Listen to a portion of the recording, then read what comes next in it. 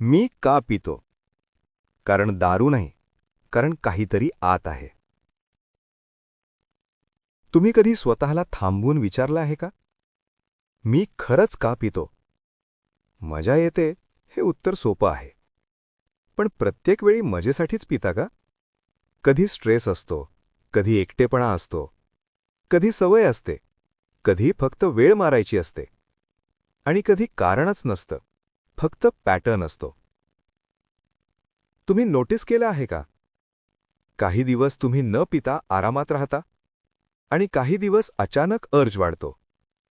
त्या अर्जचं नाव दारू नाही, त्या अर्जचं नाव आहे थकवा, निराशा, रिकामेपणा किंवा स्वतःपासून पळणं.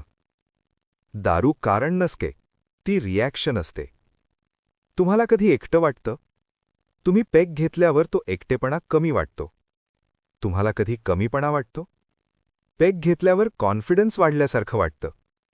तुम्हाला कधी ओव्हरथिंकिंग थांबवायचं असतं? पेग घेतल्यावर आवाज कमी होतो. म्हणजे तुम्ही दारूसाठी नाही पित, तुम्ही फीलिंग बदलण्यासाठी पिता. पण फीलिंग टेम्पररी बदलते, मूळ कारण तिथेच राहतं. आणि हळूहळू एक सवय तयार होते. फीलिंग आली की पेग, स्ट्रेस आला की पेग, वीकेंड आला की पेग. हा पॅटर्न ओळखला नाही तर तो तुमच्यासाठी डिसिजन घेईल. आज एक छोटा एक्सपेरिमेंट करा.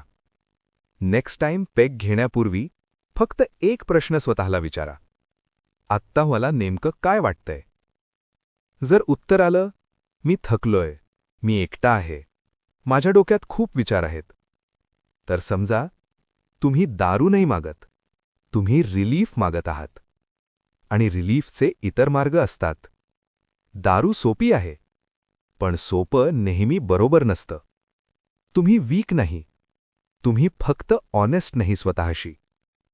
मी का पितो? या प्रश्नाचं खरं उत्तर सगळा गेम बदलू शकतं.